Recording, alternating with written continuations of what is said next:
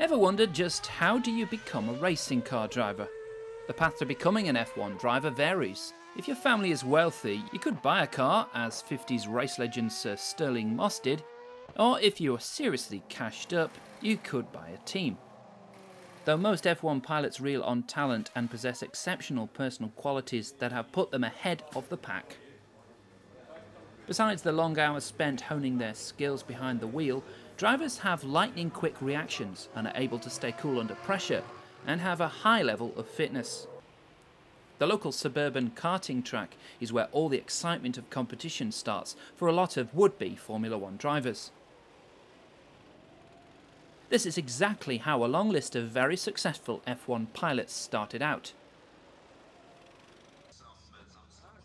Some of the past champions of the karting world include Barrichello, Prost, Alonso, and of course the famous Schumacher brothers.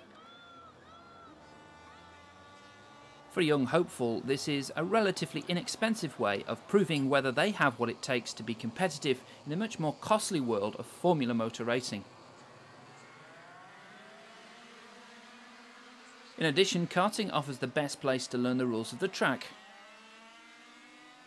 Here, a beginner can obtain first-hand experience of race conditions and gain an understanding of basic principles like handling and braking.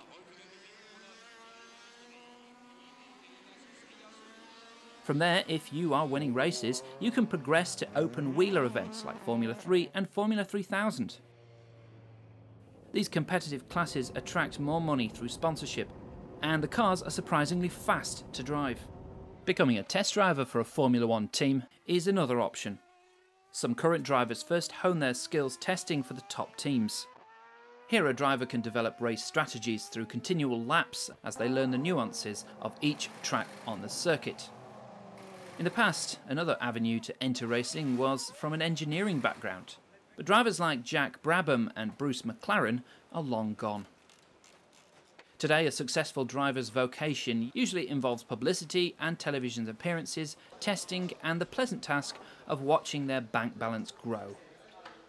Back in the 1950s and 60s, Grand Prix drivers combined sports cars with drives in touring and GT cars. The majority of their income derived from a retainer, appearance money, and prize money. In his prime, Sir Stirling Moss was reported to earn as much as a surgeon would each year. However, as the sport grew, so did the salaries for the drivers.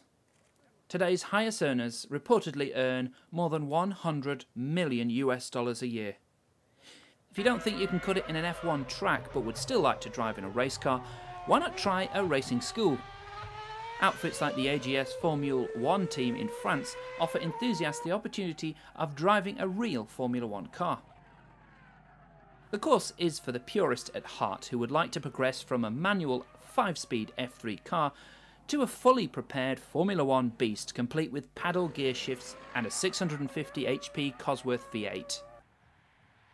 Or for something more exotic and not necessarily sedate, German driving instructor Jens Siebold came up with the idea of a Ferrari driving school in order to encourage clients to get behind the wheel of a 400 horsepower engine, even if they had already passed their driver's license. In a bid to give confidence to young drivers, Siebold thought that they had sometimes needed a little more support and reassurance. So an extension to his standard driving program was the answer.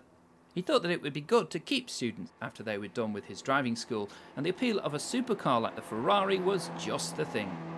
Jolanta Hierig was one of the students who wanted to take a spin in the Red Devil, with the galloping black stallion on its hood. And who knows, there may be another champion race driver at this very moment, competing in one of those fledgling events, just waiting for their moment of glory on the Formula One podium.